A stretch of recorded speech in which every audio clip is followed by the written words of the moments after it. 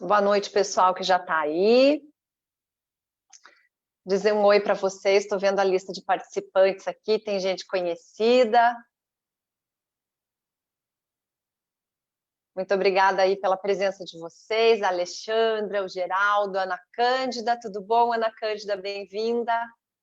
A Débora, o Jonatas, o Leandro, a Marina, a Mônica. O Robson Dinardi está aí, sempre dando apoio. Muito obrigada, viu, Robson? Como nesse encontro vocês não têm voz, vocês não podem participar pelo microfone, vocês podem mandar pelo chat todas as perguntas que vocês quiserem e a gente vai respondendo aqui na medida do possível, tá? Daqui a pouco vai entrar, então, o deputado Aldo Rebelo para a gente conversar a respeito do Código Florestal. 8 anos, né? Passa rápido. Ontem a gente estava discutindo e hoje já está aí o código funcionando. Vamos ver como é que as coisas se comportam aí no nosso webinar hoje para a gente conversar a respeito disso. Então, quem quiser, manda suas dúvidas pelo chat, tá bom? Vamos esperar, então, o Aldo Rebelo. Daqui a pouco ele está aí dentro já. Vamos ver aqui. Eu não sei vocês, mas a gente está num processo de readequação, né? Todos nós. Uma coisa bem interessante, eu acho, porque as pessoas estão se reinventando de um jeito construtivo, na minha opinião. Entendo que é a mesma coisa. É a mesma coisa. Opa, aí. E eu acho que a gente vai conseguir melhorar muito a forma de fazer as coisas com a celeridade, com a simplicidade, né? Um pouco menos de aparatos necessários, eu entendo. O ano passado eu fiz mais de 100 viagens e esse ano acho que eu fiz uma viagem a trabalho, assim, de palestra e depois só de Ribeirão para São Paulo, de carro, sem avião. Uma vez a cada 2, 3 semanas, vou até lá, faço as gravações do programa e volto. Então, assim, é uma forma bem diferente de se comunicar. Vamos ver aqui. Quem mais que está aqui?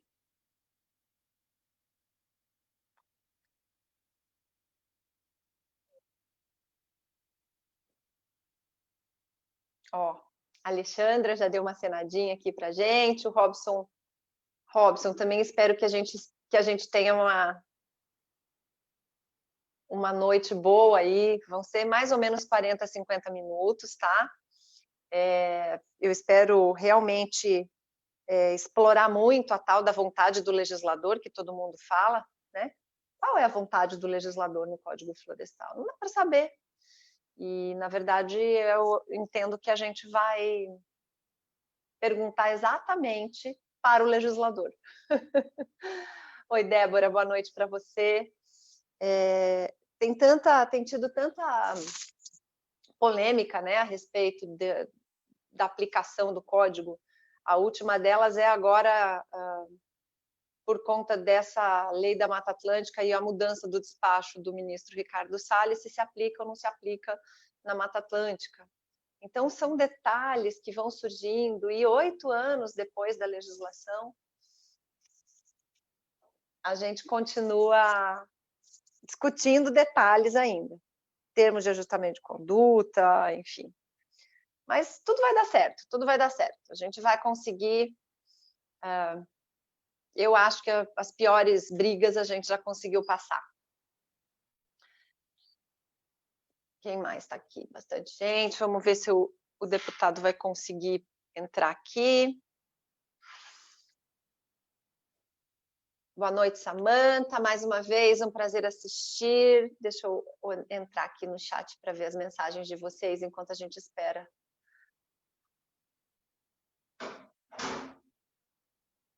enquanto a gente espera o Aldo Rebelo. Um prazer assistir às suas explanações. O Bruno, que é engenheiro florestal. Obrigada, Bruno. O Geraldo. Realmente estou vendo que essa fase está nos ensinando a jogar fora, né, entre aspas, fardos desnecessários que carregávamos. É isso mesmo. Correria, excesso de trabalho, a falta de tempo, muito isso, com certeza. E eu entendo que a gente está repaginando mesmo. Uma coisa, eu tenho a impressão que é meio divino, né? Porque o mundo inteiro fez isso.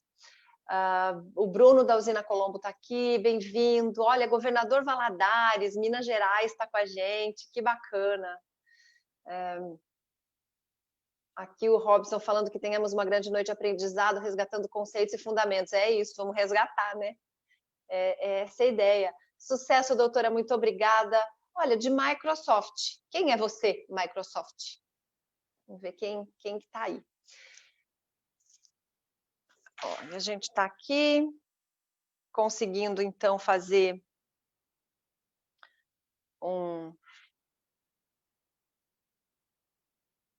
a entrada do deputado Aldo Rebelo. Eu conversei com ele nesse sábado, às 6 da manhã, vai chegar para vocês aí um linkzinho do programa que eu gravei com ele lá na Band, falando também a respeito dos 8 anos do Código Florestal. É muito interessante escutá-lo. Eu trabalhei com ele mais ou menos uns 8 anos dentro do Congresso Nacional, e a visão que ele tem, a sabedoria que ele tem é uma coisa interessantíssima. Realmente é muito enriquecedor para nós. Então, a Natália está aqui com a gente também. Bem-vinda, Natália, sempre parceira.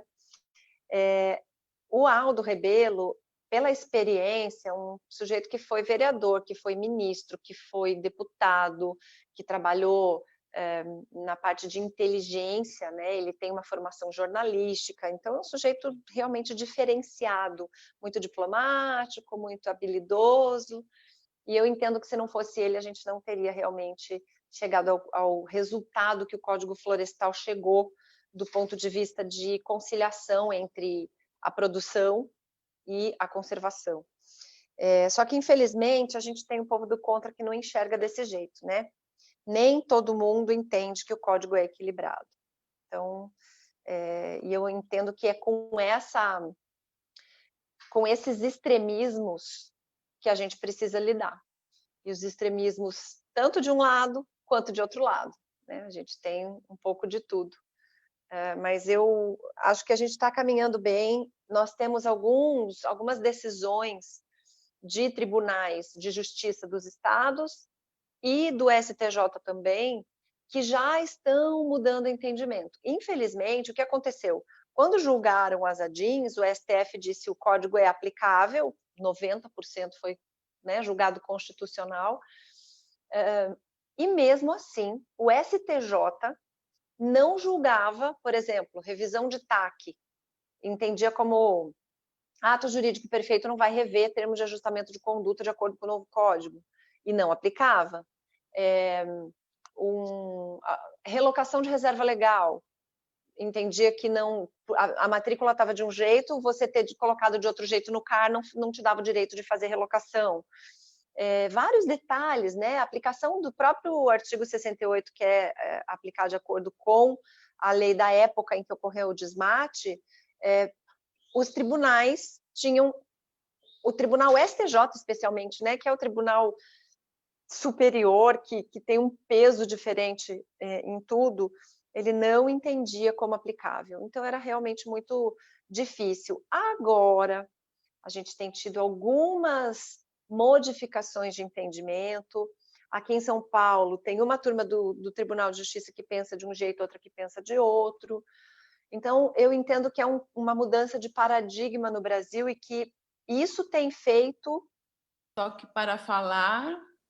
A diferença... Rita, estou te ouvindo. Embaixo tem um vídeo.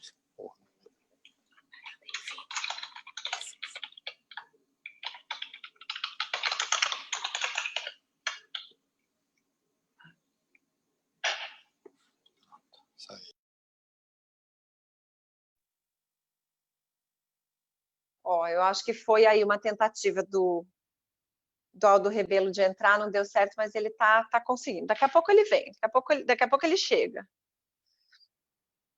A gente fez um testezinho com ele antes, tinha dado tudo certo, não é possível, né, que não ia dar. Mas vamos lá, vocês estão me ouvindo bem aí? Tá tudo certo? Dá um oizinho para mim aí, o pessoal do chat, só para a gente concluir. Sim, obrigada, Débora. Ó, aqui em Minas acontece um caso, ó, vamos lá ver o que acontece, que a gente está falando dos tribunais e, de fato, tem muita diferença de estado para estado.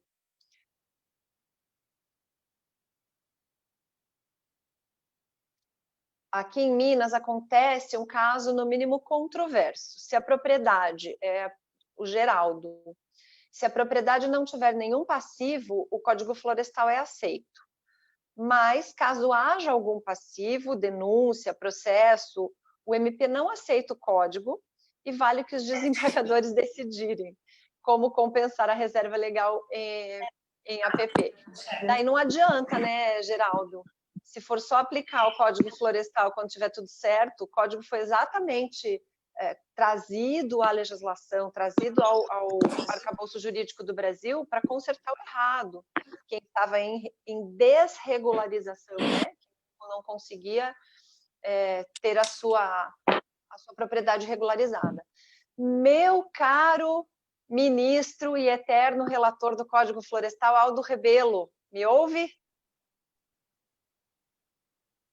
Boa noite, Samanta, tudo bem? Boa noite, seja muito bem-vindo. Estamos te ouvindo, sim. Bem-vindo, bem-vindo. Uma alegria encontrá-la por aqui, celebrar os 8 anos desse grande feito, desse grande trabalho coletivo que foi o Código Florestal, e atualizar, né, não apenas a memória, mas os desafios de hoje, né, para, de fato, colocar em prática essa legislação tão importante para o Brasil, para o nosso país. Viu? Parabéns pelo seu trabalho. Boa noite, alegria de ver. Muito obrigada pelo prestígio, né, de estar aqui no nosso primeiro webinar que vai celebrar esses 8 anos do Código Florestal e com um conteúdo tão importante que ainda hoje, e é isso que realmente me deixa muito curiosa, ainda hoje tem discussão a respeito da sua aplicação, e é por isso que a gente resolveu fazer o Escritório Pineda e Cran, que só trabalha com direito ambiental há 20 anos, resolveu fazer um evento a semana toda, sobre Código Florestal. Serão os 5 dias, né, de segunda a sexta.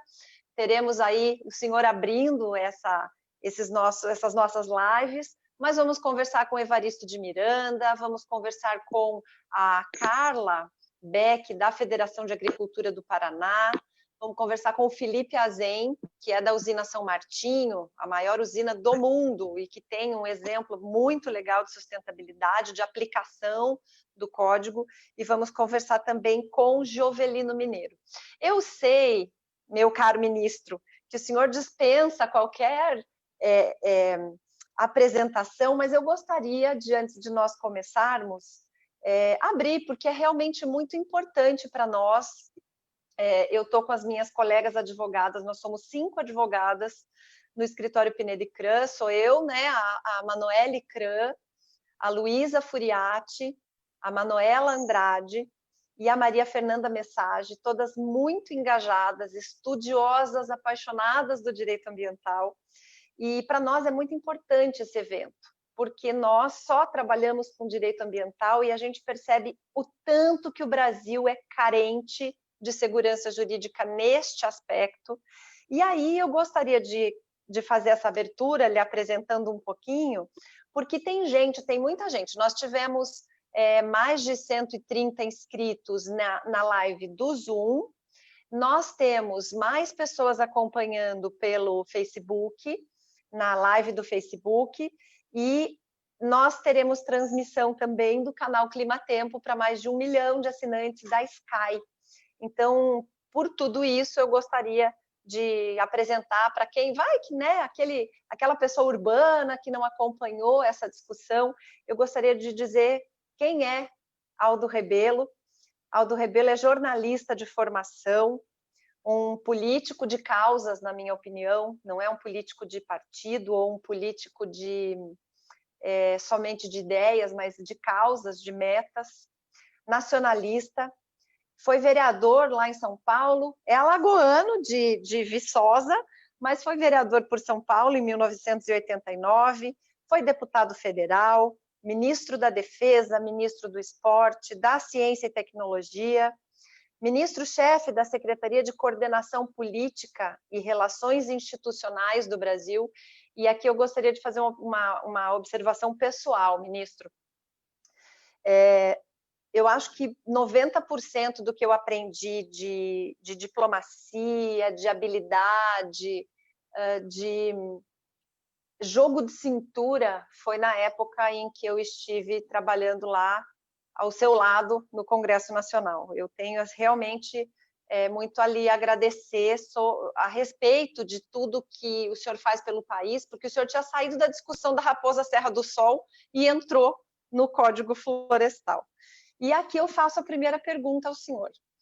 Como o senhor foi parar de relator do Código Florestal?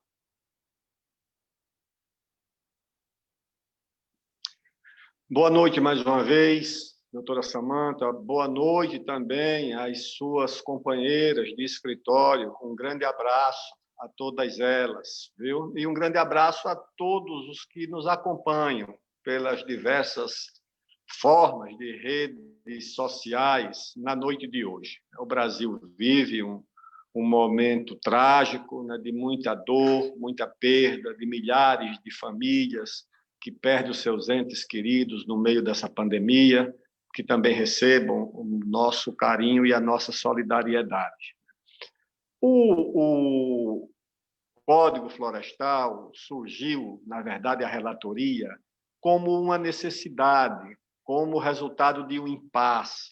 Nós vivíamos ali uma situação extraordinária, onde uma medida provisória entrou em vigor, virou lei sem precisar ser votada, no momento de transição da legislação sobre as medidas provisórias. E essa medida provisória que virou lei colocava na ilegalidade 90% da agricultura brasileira. O presidente da República tinha que baixar um decreto suspendendo a entrada em vigor da lei, porque senão todos os agricultores iam ser multados. E deu-se um impasse dentro da comissão entre a bancada ligada à agricultura e a bancada ligada ao meio ambiente. Eu não era dessa comissão.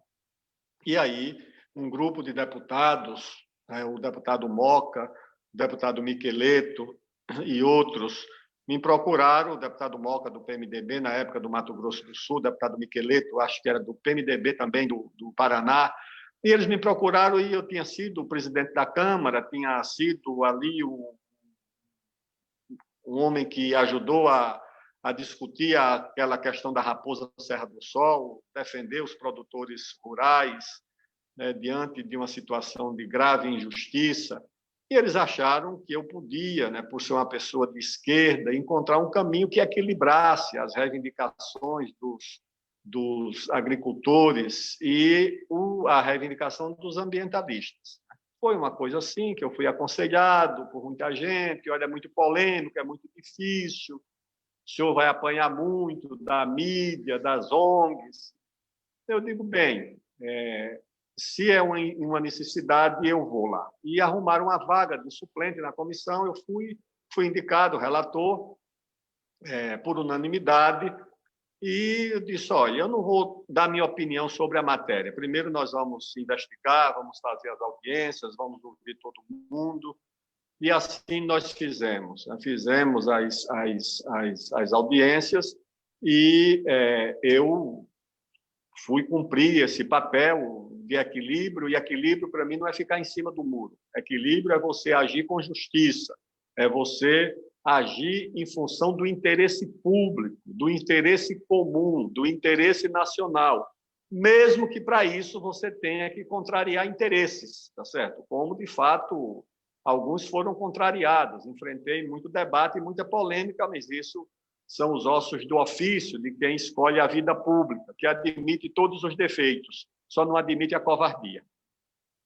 Muito bem, e essa coragem, vindo de um homem que sempre foi de esquerda, que sempre se posicionou de uma forma muito nacionalista, eu entendo que foi um ato de coragem mesmo. Não, a covardia passou longe.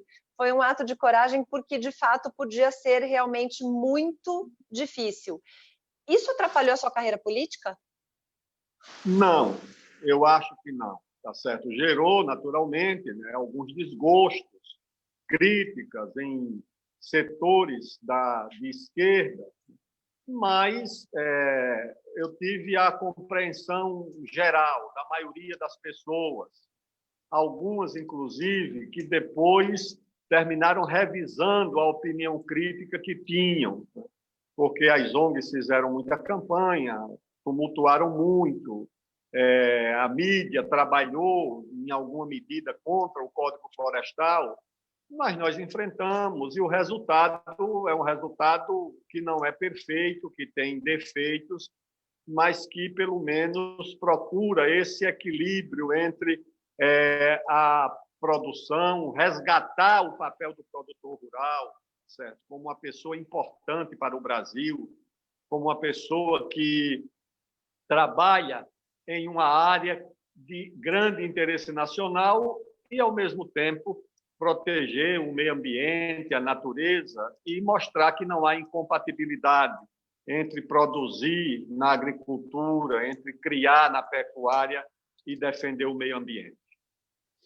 Esse equilíbrio que é a coisa difícil, né? Eu sempre falo que a gente não pode escolher entre comer ou respirar, tem que fazer os dois, então a gente precisa achar o caminho.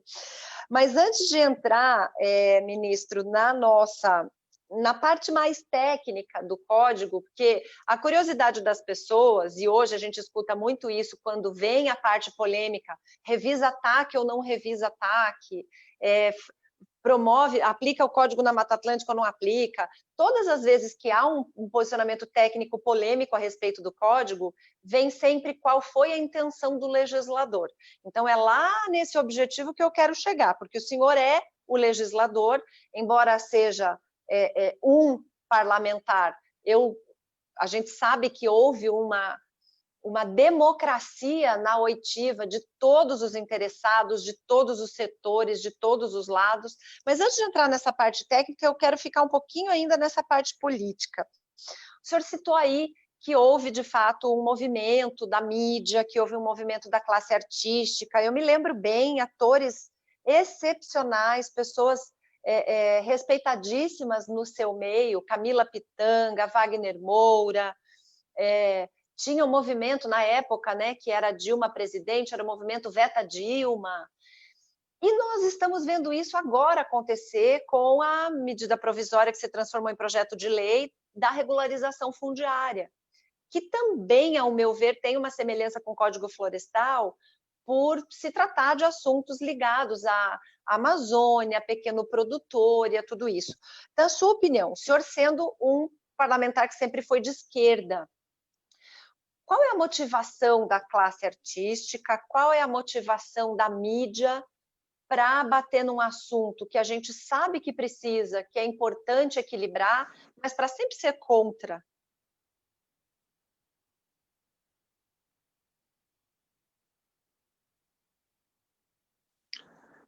Eu creio que há várias razões, várias causas, vários motivos que explicam a alienação da mídia, dos artistas, das universidades e de boa parte dos intelectuais em relação ao campo no Brasil.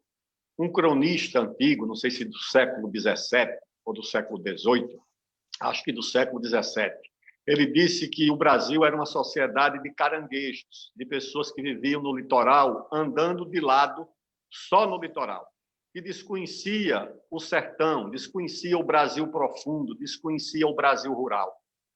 Lamentavelmente, essa divisão entre o urbano e o rural não só existe, como agravou-se. O urbano não consegue entender nem o suburbano. Copacabana não consegue entender nem Madureira, nem Bangu, nem a Zona Oeste, quanto mais o interior do Brasil. Os Jardins, a Vila Madalena, não consegue compreender nem Itaquera, nem o Campo Limpo, nem Guaianazes, nem o Capão Redondo, quanto mais entender o interior de São Paulo e muito menos o interior do Brasil. Então, os artistas, os intelectuais, os jornalistas, os promotores, os juízes, boa parte dos legisladores são pessoas urbanas, de formação urbana.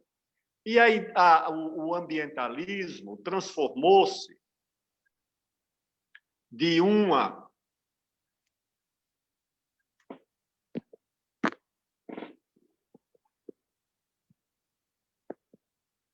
Acho que sumiu só a sua câmera.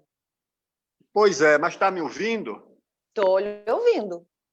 Posso continuar falando? Pode continuar. Se conseguir acionar a câmera de novo, tudo bem. Senão, a gente continua lhe escutando.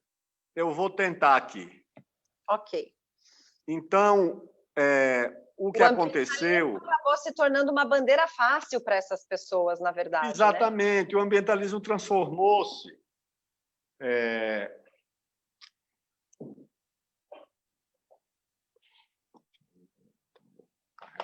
numa ideologia. E numa ideologia que terminou servindo à interferência dos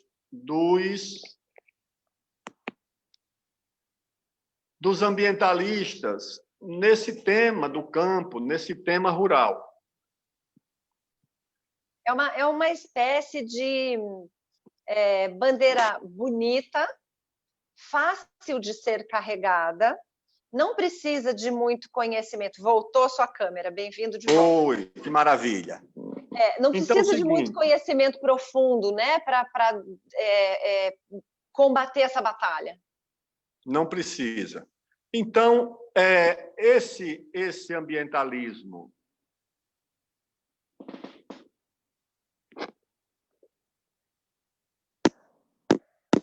Estamos lhe ouvindo e estamos lhe vendo. Estamos? É que eu aqui não estou vendo você. Mas está me vendo? Eu estou lhe vendo e estou aqui. Pois é. Então, é o seguinte, né? O que aconteceu foi exatamente que esse ambientalismo transformou-se em ideologia, transformou-se numa causa absoluta, unilateral. Isso misturou-se com uma guerra comercial que existe entre a agricultura brasileira, que é uma agricultura próspera, uma agricultura de alta tecnologia em algumas áreas, é uma agricultura que vai impondo conquistas importantes no mercado internacional sobre a agricultura dos europeus e dos norte-americanos, que é uma agricultura subsidiada, uma agricultura que é quase estatal. O agricultor europeu... O agricultor europeu é quase um funcionário público, ele depende do tesouro, ele não depende do mercado. O americano vai no mesmo caminho. Quando há qualquer problema, os governos socorrem com bilhões de euros, de dólares. Então, essa guerra comercial também fabrica recursos para ONGs, não digo todas, mas algumas, que se prestam ao serviço de instrumentos nessa guerra comercial. E as pessoas não percebem, né? Porque isso tudo se mistura, a causa justa, humanitária, romântica, generosa do ambientalismo, se mistura com interesse comercial, com sobrevivência, é meio de vida para muita gente. Essas ONGs vivem muito de dinheiro do exterior, desse dinheiro do Fundo Amazônia. Eu fui do Conselho de Administração do BNDES, ou seja, o governo brasileiro pouco interfere naquele dinheiro, é um conselho de ONGs com a embaixada da Noruega, a embaixada da Alemanha. Então, isso tudo se mistura, e o resultado é uma má vontade em relação à agricultura, é pintar o agricultor ou associar a agricultura e a pecuária no Brasil a tudo quanto não presta. Eles procuram associar a agricultura e a pecuária do Brasil ao trabalho escravo. Programas financiados com dinheiro de fora, que vem direto para o Ministério do Trabalho, porque não é para combater só o trabalho escravo, é para associar a agricultura brasileira à produção, à pecuária, ao trabalho escravo. associar a agricultura e a pecuária no Brasil à devastação da Amazônia, associar a pecuária e a agricultura no Brasil ao desmatamento, à situação dos povos indígenas. Ou seja, será que a nossa agricultura vai ser associada a tudo quanto não presta, quanto é uma atividade que gera emprego na cidade e no campo? A única indústria de máquinas no Brasil que não entra em colapso é a indústria de máquinas agrícolas. Quem vai naquela feira de agronegócio de Ribeirão Preto ou em qualquer uma outra, de Luiz Eduardo, de qualquer lugar do Brasil, vai ver que essa indústria ajuda a segurar a indústria de máquinas, equipamentos, metalúrgica e o emprego urbano. Essa agricultura ajuda a financiar as contas externas do Brasil, que é deficitária. A indústria no Brasil é deficitária. A única balança comercial positiva que nós temos é a da agricultura, que gera divisas para proteger a nossa moeda, que gera tributos, impostos, que eleva o padrão de vida das cidades. Basta ver o IDH das cidades, onde a agricultura e a pecuária são prósperos. Ou seja, como é que nós vamos demonizar essa atividade? Em razão de quê? Só pode haver outros interesses nesse meio, né? Interesses inconfessáveis, interesses que se aproveitam dessas bandeiras do meio ambiente, da Amazônia, disso ou daquilo, para tentar criar dificuldades e vão levando para o debate sobre a legislação esse tema, como foi o caso do Código Florestal. E a gente acaba vendo que dentro dessa discussão, essa soma que o senhor acabou de dizer, ela é catastrófica, porque ela é desconhecimento, ignorância no sentido intelectual, não pejorativo, com interesses, usando a sua palavra, inconfessáveis, né? Uma barreira invisível e disfarçada de mercado, aí, de controle de mercado, principalmente pelos nossos concorrentes externos, ela vira uma bomba relógio na mão de uma sociedade 85% urbana. E aí o pessoal que não consegue entender a vida do campo acaba levantando a bandeira, porque é bonito defender o meio ambiente. Como que a gente briga com isso? Né? Eu fico me sentindo um pouco impotente às vezes, porque falar tecnicamente é dizer, mas espera aí, você é a favor do desmatamento?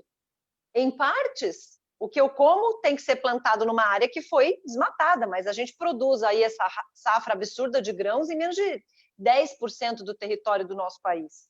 Então, acaba virando uma bomba relógio tudo isso, né?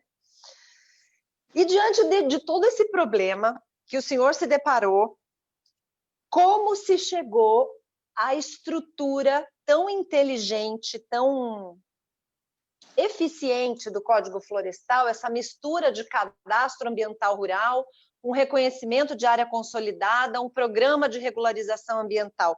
Como que se deu essa construção? Doutora Samanta, isso foi um esforço exaustivo de mentes brilhantes, de pessoas inteligentes, de advogados, de consultores da Câmara dos Deputados, gente preparada, experiente, calejada em legislar, em discutir e formular textos. Isso foi a contribuição também de acadêmicos, de universidades. Isso foi também ouvindo os parlamentares nas suas experiências, cada um vindo com a sua experiência concreta do mundo rural. Você ouvia o próprio Moca, lá do Mato Grosso do Sul, ouvia o Ronaldo Caiado, lá de Goiás, ouvia o nosso companheiro do PT, lá de Rondônia, que tinha sido dirigente de Federação de Trabalhadores Rurais, um assentado. Você ouviu o Miqueleto lá e a experiência dos cooperativados do Paraná, você ouviu o Rãs no Rio Grande do Sul, você ouvia todo mundo. Então, você reuniu essa experiência e foi consolidando numa legislação que teve como objetivo ter clareza. Quando eu frequentei o curso de Direito, o meu professor de Direito Civil dizia, olha, mesmo para quem não vai ser advogado, ler o Código Civil é uma aula de como redigir bem, de como fazer um texto claro e conciso, que reduza ao máximo a arbitrariedade da interpretação. Então, nós fomos fazer o texto mais conciso possível. Eu lembro que a redação do artigo 68, que depois ficou conhecido como a Lei do Tempo, na medida em que o objetivo era impedir que a lei retroagisse para punir o passado da agricultura, para responsabilizar o agricultor por uma infração que ele não cometeu. Isso nós demoramos tempo para detalhar. Lembro que uma vez, numa viagem de Brasília acho que para Roraima ou para o Acre, uma viagem que demorou de 5 a 6 horas, num bandeirante, um avião, um Brasília, da FAB, nós nos sentamos, os deputados, todos no chão do avião, para ir discutindo até lá qual a melhor redação, como ela podia obter mais clareza desse artigo 68. Então, esse esforço e o esforço de equilibrar os dois aparentes antagonismos, que não são antagonismos, que não são contradições, ou seja, o meio ambiente e a agricultura, harmonizar essas duas necessidades, esse foi o esforço que resultou no texto que nós produzimos e que depois eu fui o primeiro relator, depois passou pelo deputado Paulo Pial, passou pelo Senado, e todos foram dando a sua contribuição para que tivéssemos não a melhor lei, mas a melhor lei possível. E a gente sabe que politicamente a melhor lei possível nem sempre é a melhor lei tecnicamente, mas o código, nós entendemos que ele foi, eu entendo que ele foi, pela história que a gente vê, a lei mais discutida depois da Constituição foi o Código Florestal. De longe, não há dúvida nenhuma. Nós fizemos mais de 200 audiências públicas. Eu lembro que nós fomos a Boa Vista e fizemos uma audiência pública em Boa Vista, capital de Roraima, para ouvir lá os agricultores, os indígenas, os trabalhadores rurais, as universidades, ouvimos todo mundo. Quando terminou a audiência, nós estávamos com um avião da FAB, os deputados precisavam voltar, mas um deputado lá de Roraima disse: olha, relator, tem aqui uma comunidade numa serra, que era um antigo garimpo dos ingleses do século XIX, aliás, a Serra do Tepequém, lá no município de fronteira com a Venezuela, que tem uma comunidade lá ameaçada de ser despejada, são caboclos, índios, macuxis. Eu disse, então, o seguinte, o avião volta para Brasília com os deputados e nós dois vamos à Serra do Tepequém, pegamos um carro. Eu lembro até que, acho que eu fui dirigindo, chegamos lá, dormimos numa rede, porque era uma comunidade, não tinha pousada, não tinha... Nós dormimos numa rede. Eu me lembro que eu até dormi do lado de fora, né? Por causa do calor. Dormimos lá numa rede, de manhã tomamos um café lá com as índias, macuxis, e fizemos audiência pública para ouvir o depoimento daquelas pessoas sofredoras, impedidas de fazer uma casa numa área ocupada há mais de 100 anos. Lembro que nós fomos a São José do Apuí, lá na divisa do Mato Grosso com Rondônia, o Amazonas, também numa comunidade onde as pessoas chegaram, levadas pelo governo, atraídas pelo governo, para ocupar aquela área. Era a época, né, do integrar para não entregar. Depois aquelas pessoas foram largadas, apanharam malária, não tinham luz, não tinham escola, não tinham estrada, não tinham água encanada, tratada, tiveram que fazer quase tudo por conta própria. Nós somos essa comunidade, ouvimos todo mundo. Me lembro de Novo Progresso. O pessoal está aqui, viu, deputado? O pessoal de Castelo de Sonhos já cumprimentou aqui no chat que está nos assistindo. Oh, que maravilha! Um grande abraço a essa comunidade querida. Chego lá, fomos recebidos por uma prefeita e o esposo dela. Ela é uma loira, uma moça do Paraná. Não lembro do sobrenome dela, Hoffman, e o esposo, um piauiense. E nós fomos lá para um galpão onde reunimos centenas de agricultores e fiquei com uma impressão muito assim, chocado, porque havia ocupação, a Polícia Nacional estava lá, helicópteros da Polícia Federal, Polícia Nacional, IBAMA, sei lá o que, parecia uma área ocupada militarmente. Eu lembrei da Guerra do Vietnã, quando os americanos tinham uma base no Vietnã chamada Da Nang, que era uma base militar cheia de helicópteros e de aviões. Eu digo, isso aqui é uma área ocupada militarmente. Aqui vivem inimigos do Brasil, são inimigos do governo brasileiro que vive aqui, agricultores que tinham já quase que a sua posse legalizada, quando o Ministério do Meio Ambiente, de forma covarde, criminosa e covarde, transformou aquilo numa floresta nacional, sem recortar a área onde essas pessoas viviam. Aquilo foi uma coisa criminosa, uma coisa inaceitável. E essas pessoas que estavam lá ficaram na ilegalidade. Ou seja, quem praticou a ilegalidade foi o governo, foi o Estado. Essas pessoas já estavam lá, já estavam pré-tituladas. E aconteceu isso. Nós fomos e ouvimos essas pessoas. Ou seja, fomos a Manaus, subimos o Rio Purus para ir numa comunidade lá na beira do Purus, no estado do Amazonas, para ouvir as pessoas ali, 30 famílias que viviam ali. Então, nós ouvimos todo mundo, as universidades. Eu lembro que passei uma noite viajando no interior de São Paulo para chegar na Exalc, lá na USP de manhã, para ouvir lá os professores, os alunos, enfrentando tumulto, o pessoal que subia, sapateava em cima da mesa para não acontecer audiência, ameaçava. Olha, era uma coisa terrível, mas foi uma experiência muito boa. Corumbá, para ouvir o pessoal do Pantanal, lá na fronteira com a Bolívia. Petrolina, para ouvir o pessoal do Sertão. Ou seja, o Brasil inteiro, o interior de Minas, em todo canto, nós fomos ouvir todos os interessados, todos os agricultores, os pequenos, os médios, os grandes, as ONGs, a universidade. Essas ONGs acompanhavam a gente para tudo quanto é lugar. Chegava lá em Manaus, estava lá o pessoal do SOS Mata Atlântica, às vezes se hospedava até em hotéis melhores do que o dos deputados, certo? E ficavam lá passeando, vindo e fazendo seus movimentos, e nós ouvimos todos eles. Mas foi um esforço, assim, de fato, muito democrático, um esforço de dar transparência à elaboração dessa legislação. E eu me lembro que de todas essas oitivas, de todas essas audiências, de todo o material que era recebido, tinha uma comissão especial no Congresso Nacional, na Câmara dos Deputados, e depois também foi uma comissão especial no próprio Senado, e que Eveline, eu me lembrei agora o nome da secretária, o senhor se lembra da Eveline? Ela carregava carrinhos de material vindo de universidades, vindo de ONGs, vindo de todo canto, e o seu relatório foi um relatório de mais de 600 páginas, explicando o porquê de cada uma daquelas disposições dos 78 artigos do Código Florestal.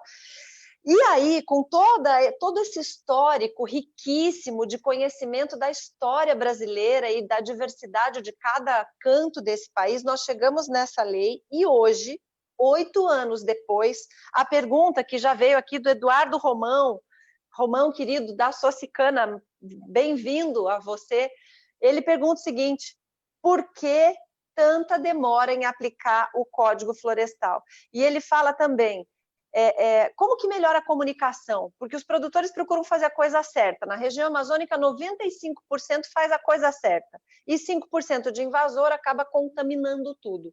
Então, a grande pergunta é, por que essa dificuldade em se comunicar e por que essa dificuldade de aplicar uma legislação que foi construída com uma base tão sólida e que 8 anos depois a gente ainda está lutando para aplicar? A primeira barreira é a da mídia, tá certo? Eu era um deputado urbano, eu morava ali, moro até hoje, né, perto da Avenida Paulista. O meu eleitor é praticamente o eleitor da capital, um eleitor de classe média, de sindicato, de trabalhadores.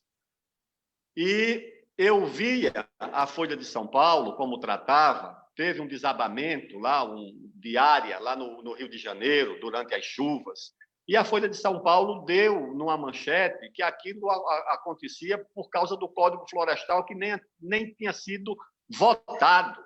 Ou seja, uma matéria criminosa, uma matéria absurda, fake news produzida por um jornal de grande respeitabilidade produzida. Eu tive que fazer uma carta dizer que era impossível que o deslizamento fosse causado pelo Código Florestal, porque o Código Florestal nem tinha sido votado ainda, mas isso acontecia, ou seja, uma jornalista da Folha de São Paulo pediu a uma ONG que o representante da ONG escrevesse a matéria. Isso me contaram, quem viu essa conversa. Ou seja, havia muita irresponsabilidade. Enquanto o produtor rural, ele vive no seu dia a dia, ele acorda de manhã já com um monte de afazer, já com um monte de coisa para tomar de conta. A ONG vive exclusivamente disso. Ela tem dia, noite, recurso, dinheiro. Você não viu que eles têm dinheiro para fazer matéria paga, pagar página nos jornais mais importantes? Então, eles faziam essa campanha. O que é que aconteceu? Aprovado o Código Florestal por uma margem muito ampla, o nosso relatório teve 410 votos contra 63. Ou seja, ele é representativo do Congresso Nacional, da Câmara dos Deputados. Então, o que é que aconteceu? Vamos impedir que esse código seja posto em prática. Não impedimos que ele fosse aprovado, então as ONGs e um ou outro partido contrário ao código foram ao Ministério Público Federal e, lamentavelmente, com honrosas exceções, o Ministério Público Federal e os estaduais funcionam como braços jurídicos das ONGs. Eu falei isso diversas vezes em várias audiências públicas. Os promotores lá de Ribeirão Preto, de São Paulo, não gostaram, fizeram nota, protestaram. Eu disse, não, mas é isso mesmo, funcionam como braços jurídicos das ONGs. Se o agricultor quiser um advogado, ele contrata. Se uma ONG quiser, vai no Ministério Público. Então, esse Ministério Público entrou com várias ações diretas de inconstitucionalidade no Supremo Tribunal Federal. Foi outra luta, né, para fazer com que o Supremo votasse, depois publicasse o acórdão, dirimindo, ou seja, esclarecendo todas as dúvidas. Mas aí os ministérios públicos estaduais chegam nos tribunais de justiça dos estados, onde há também desembargadores urbanos, com filhos urbanos, com netos e netas urbanos, que têm muito preconceito contra o campo, e dizem, não, essa matéria aqui não se aplica, o código não vale para determinada matéria, para determinado assunto, para determinado tema. É outra batalha para fazer valer aquilo que foi decidido. Outros tentam julgar ainda em leis que foram revogadas, que nem existem mais. Então, como é que você vai cobrar que um TAC seja cumprido com base numa lei que não existe mais, com base numa lei que não está mais em vigor? Mas o Ministério Público e muitos juízes de primeiro grau acham que isso é possível. Portanto, a implantação do código é uma batalha de ideias, é uma batalha jurídica, é uma batalha política, porque precisa também da ação do Congresso, que o Congresso, quando for enfrentado, faça uma lei reafirmando aquilo que o Ministério Público ou o Judiciário de primeiro e segundo graus não querem aprovar. Embora isso seja uma coisa muitas vezes absurda, mas é o único jeito, porque o Supremo, um tempo desse, resolveu proibir a vaquejada, com base numa decisão lá do Ceará. Como você vai proibir a vaquejada? Você vai proibir uma parte da memória, da história, da cultura, da identidade do Brasil. Será que quem decide isso sabe a diferença entre um cavalo e um camelo? Entre uma vaquejada e uma tourada? Aí o que é que o Congresso teve que fazer? Uma PEC, uma emenda à Constituição para recolocar a vaquejada como uma atividade legal, mas às vezes é a única saída que resta, dada a litigância do Ministério Público, que não tem sentido de hierarquia, muitas vezes não tem responsabilidade no que faz. Um promotor nos Estados Unidos, se perder 2 causas seguidas, ele é automaticamente afastado. Aqui não, ele pode entrar com 60, perder todas que não acontece nada, não responde para ninguém. E isso, de fato, é um absurdo que precisa ser reparado. E no caso da agricultura e dos agricultores, alguns promotores tomam como se fosse uma missão, como se fosse uma tarefa, punir os agricultores. Muitas vezes, gente, eu vi no interior de São Paulo, vi ali, não sei se ali perto de Bauru, numa reunião, uma senhora já com 70 e poucos anos mostrando o esposo, pequenos proprietários, o esposo com câncer de pele, obrigado todo dia a passar o dia no sol, levando água para aguar 70 mil mudas que o promotor obrigou ele a plantar. O homem com câncer de pele, isso é uma coisa desumana. Outro, lá em outra cidade aí também, do interior de São Paulo, foi lá e disse para o proprietário que todos os córregos, todas as nascentes, todas as áreas ali próximas pertenciam à União. O homem olhou e disse, até um cearense, disse, olha, aqui não tem mais como eu ficar. E esse homem disse, né, uma coisa assim, muito, muito sábia. Ele tinha vindo do Ceará com medo de uma daquelas secas do Ceará e disse que chegou em São Paulo, procurou uma área com muita água. E aí ele disse, olha, saí do Ceará com medo da seca e vou sair daqui com medo da água, tá certo? A seca, porque em volta é tudo área de preservação e ele não pode usar. Não pode usar, não pode usar. O governo faz uma represa, a represa chega perto da sua casa, que existe há 100 anos, vai lá o promotor e diz que a área é da União. Ou seja, a área não é da União, a área está de posse de uma família há mais de 100 anos, aquela casa existe há mais de 100 anos, foi a represa que foi para lá, mas a casa, porque a represa chegou lá, ficou em área de APP. Então chega o promotor e diz, não, essa área é da União. Ou seja, é um abuso de autoridade que muitas vezes o agricultor não tem como, lamentavelmente, se proteger. E na Amazônia nem se fala. Na Amazônia são pequenos proprietários, não dá 5% não. O criminoso, o ilegal, é muito pouco. É gente que foi ali, muitas vezes, convocada pelo governo. Ribeirinhos que estão ali há 200 anos. E chega lá uma ONG e diz, não, isso aqui é área de APP, mas a área de APP é usada para a agricultura há 5.000 anos pelos egípcios, há 3.000 anos pelos chineses, no Camboja, no Vietnã, para plantar arroz, planta arroz dentro da água. Agora, o começo da civilização, o começo da civilização foi a Mesopotâmia, que era entre rios, era ali que se vivia, era ali que se podia viver, né? Exatamente. Eu tenho aqui exatamente perguntas sobre isso. Ministro, como lidar com as arbitrariedades geradas por isso, né, pela aplicação do código? Regiões de transição totalmente antropizadas desde a década de 70, 80, principalmente na Amazônia Oriental, que hoje encontram o risco de ter que se regenerar áreas extremamente produtivas para se chegar aos 50% ou aos 80%, que é isso que o senhor está falando, que na Amazônia é um absurdo, porque, inclusive, o índice de reserva legal é altíssimo, né?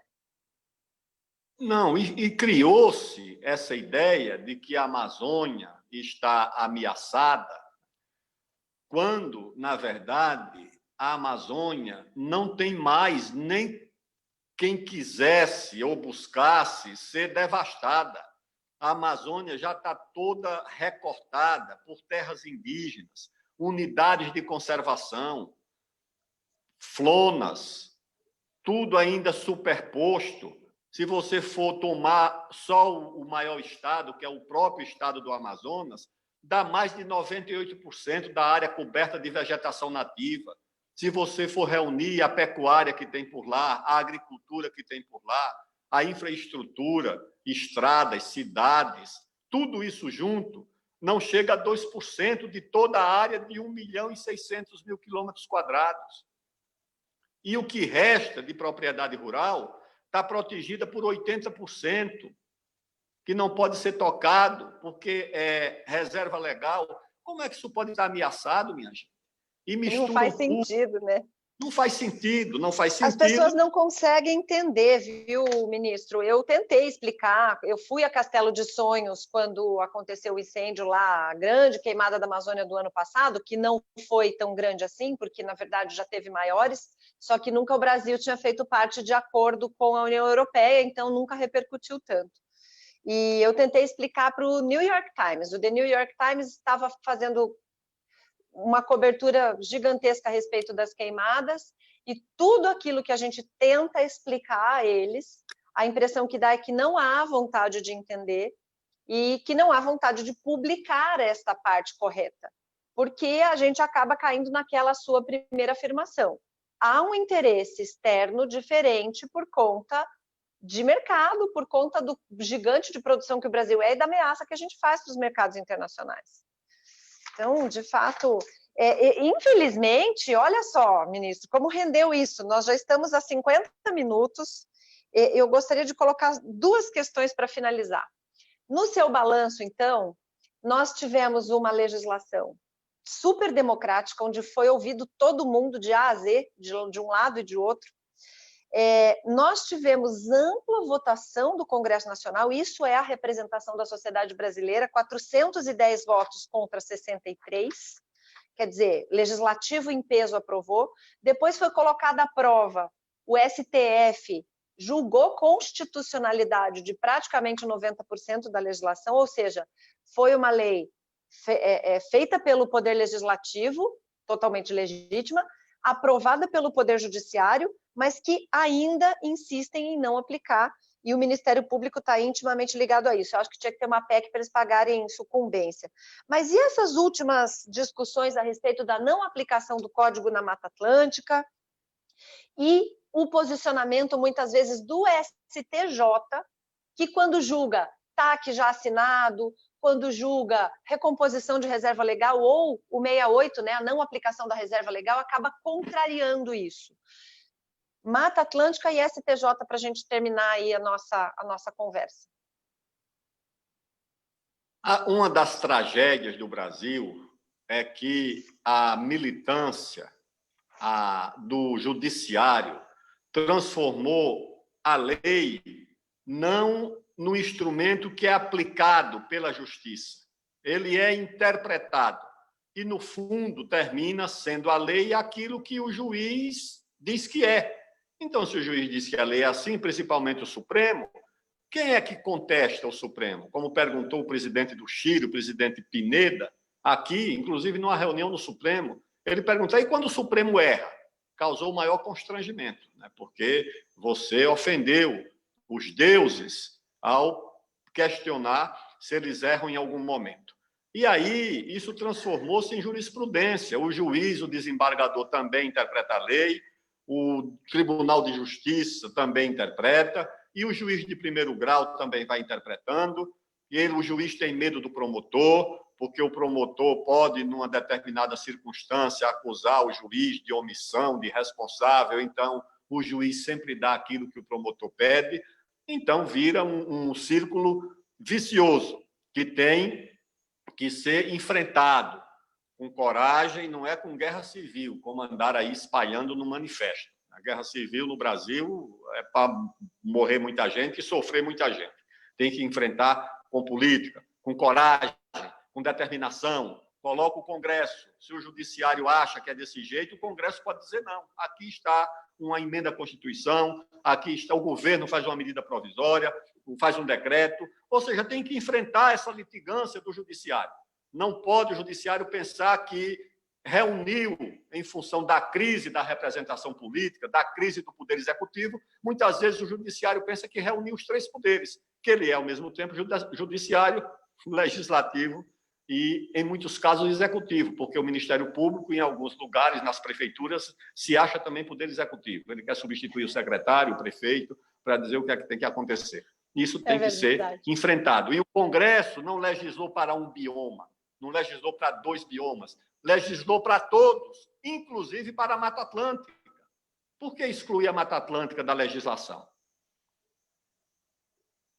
A discussão sobre a aplicação do Código na Mata Atlântica, porque há uma lei da Mata Atlântica, anterior ao Código Florestal e que trata de temas diferentes, na minha opinião. Está dando pano para manga e adivinha quem está nesse protagonismo de novo? Ministério Público. Enfim. Olha, ministro, deputado, grande mentor Aldo Rebelo. Eu estou com muita gente comentando aqui com a gente, ministro. A Teca Vendramini, um super abraço, a primeira mulher a ser presidente da Sociedade Rural Brasileira. Obrigada, Teca.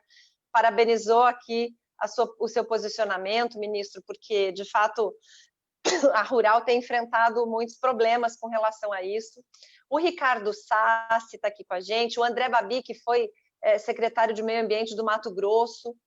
Quero agradecer a todo mundo, passou muito rápido, é muito conteúdo, mas eu entendo que esse balanço é muito importante para a gente entender esses 8 anos do Código Florestal, e eu gostaria que o senhor deixasse aí para todo esse pessoal que está nos assistindo uma última mensagem a respeito dessa lei para nós, ministro.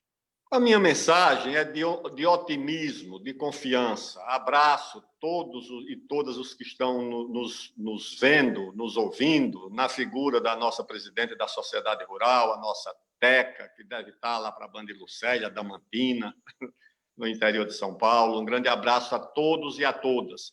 E a minha mensagem é de confiança no Brasil, de confiança em quem produz, de confiança em quem ajudou a fazer do nosso país a potência respeitada, admirada no mundo inteiro, como um grande trunfo geopolítico, que é um grande produtor de alimentos, proteínas, de grãos, para o nosso povo, para a nossa população e para a população mundial. É com essa base que nós vamos impondo a conquista dos nossos direitos diante daqueles que ou não compreendem ou resistem porque não querem compreender. Muito obrigada, sempre uma aula, que Deus lhe abençoe. Eu sei que o senhor está aí no seu Nordeste, né? Continue aí recolhido, mas nessa riqueza de lives que a gente tem assistido. E eu quero convidar o pessoal que está nos assistindo, amanhã, 7 horas, tem live de novo a respeito da discussão do Código Florestal. A gente vai falar durante a semana toda, vai ter Felipe Azen, vai ter Carla Beck, vai ter o Evaristo de Miranda e o Jovelino Mineiro. Muito obrigada, um grande abraço, ministro, que Deus lhe abençoe. Um abraço, doutora Samanta, muito obrigado e parabéns. Obrigada, tchau, boa noite. Boa noite.